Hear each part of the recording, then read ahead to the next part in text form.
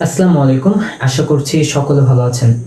আজকে আমরা 50তম বিসিএস এ আসা একটি ছোট্ট প্রশ্নের বিস্তারিত জানার চেষ্টা করব।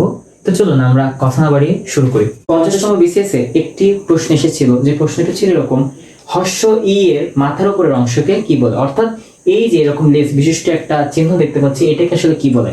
যেহেতু বিসিএস এর প্রশ্ন, তো আমরা একটু জানার চেষ্টা করব বিস্তারিতভাবে। তো আমাদের বর্ণমালায় 50টি বর্ণ রয়েছে, অর্থাৎ স্বরবর্ণ রয়েছে 11টি এবং ব্যঞ্জনবর্ণ রয়েছে 39টি।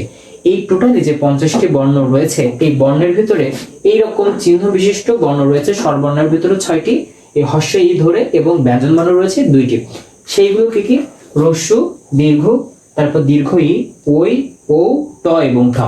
এই যে 8টি বর্ণ রয়েছে, যেটা এরকম চিহ্ন বিশিষ্ট, এটা আসলে কেন এই চিহ্নটি দেওয়া হয়, এটা নিয়ে একটু আমরা বিস্তারিত জানার চেষ্টা করব। আমাদের ভিতরে যারা সনাতন ধর্মে বিশ্বাস করি, তারা আমরা জানি যে সনাতন ধর্মাবলম্বী মানুষদের 4টি শ্রেণীতে বা বর্ণে ভাগ করা হয়। এই 4টি শ্রেণী বা বর্ণগুলো হচ্ছে ব্রাহ্মণ, ক্ষত্রিয়, শূদ্র এবং বৈশ্য। এদের ভিতর থেকে আমাদের ব্রাহ্মণ তাদেরকে বলা হতো যারা পূজা অর্চনা করত এবং যারা শিক্ষানুরাগী। অর্থাৎ এটাকে একটু যদি বিস্তারিত জানতে চাই, পণ্ডিত, শিক্ষা, পূজা পার্বণ, ধর্মীয় কাজ, এই ধরনের কার্যক্রমগুলো যারা করতেন এই সনাতন ধর্মের অধিকারী ব্যক্তিদের মধ্যে, তারাই ছিলেন এই ব্রাহ্মণ, এই টাইটেলের বা এই শ্রেণীর অধিভুক্ত। এরপর আসে ক্ষত্রিয়, রাজ্য পরিচালনা, যুদ্ধ, জনগণের সুরক্ষা নিয়ে যারা কাজ করতেন তাদেরকে বলা হতো ক্ষত্রিয়। এরপর আসে বৈশ্য নিয়ে, সনাতন ধর্মের মধ্যে যারা কৃষি কাজ করতেন, ব্যবসা বাণিজ্য করতেন, পশুপালনের সাথে যুক্ত ছিলেন, তাদেরকে বলা হতো বৈশ্য। এবং সর্বশেষ যারা বিভিন্ন সেবামূলক কাজ করতেন, কারো শিল্পজনিত কাজ করতেন, এই শ্রেণীদেরকে বলা হতো শূদ্র। এই 4টি শ্রেণী বা এই যে 4টি বর্ণ রয়েছে, তাদের কাজগুলো কিন্তু আমরা জেনেছি। এই ক্লাসিফিকেশনের ভিত্তিতেই মূলত এই শ্রেণীগুলো কিন্তু নির্ধারণ করা হতো, এবং সর্বশ্রেষ্ঠ যে বর্ণ বা শ্রেণীটাকে বিবেচনা করা হতো সেটা হচ্ছে এই ব্রাহ্মণ।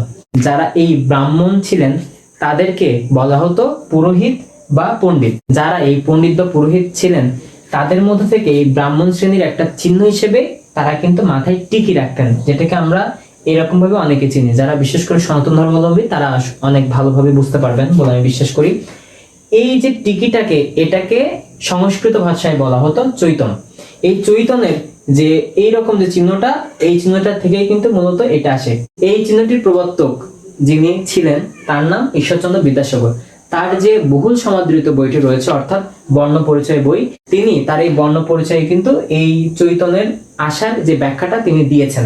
আমরা যেহেতু বর্ণমালা নিয়ে আলোচনা করছি, তো আমরা আরেকটু বিস্তারিত জানার চেষ্টা করি। আমাদের যে 5টি বর্গ রয়েছে স্পর্শ ধ্বনির, অর্থাৎ ক, চ, ট, ত, প, প্রত্যেকটি বর্গে 5টি করে বর্ণ রয়েছে। তার ভিতর থেকে উচ্চারণ স্থান অনুযায়ী কণ্ঠ, তালব্য, মূর্ধন্য, দন্ত, ওষ্ঠ, এই 5টি কিন্তু আমাদেরকে বলা হয়।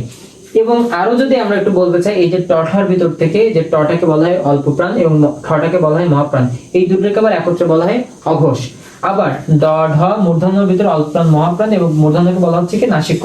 এই তিনটাকে একত্রে বলা হচ্ছে ঘোষ। আমরা আরো একটু যদি জানতে চাই, যে উষ্ণ ধ্বনি রয়েছে তালব্যস্ব, দন্তস্ব, মূর্ধন্যস্ব, এরা হচ্ছে অল্প প্রাণ, এবং হটাকে হচ্ছে কি বলা হয় মহাপ্রাণ। কম্পনজাত রয়েছে র, তালনজাত বর্ণ রয়েছে ডয় শূন্য র এবং ঢয় শূন্য র, এবং পার্শ্বিক ধ্বনি রয়েছে ল।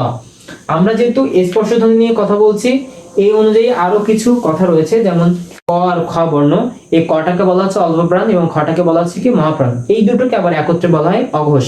আবার যদি আমরা গ ঘ বলি, গটাকে বলা হচ্ছে অল্প প্রাণ এবং ঘটাকে বলা হচ্ছে কি মহাপ্রাণ। মোটাকে বলা হচ্ছে আবার নাকের সংস্পর্শ দিতে এসেছে, এটাকে বলা হচ্ছে নাসিক্য বর্ণ। এরকম প্রত্যেকটা এই অংশের সর্বশেষ যে বর্ণগুলো রয়েছে সেগুলোকে বলা হচ্ছে নাসিক্য।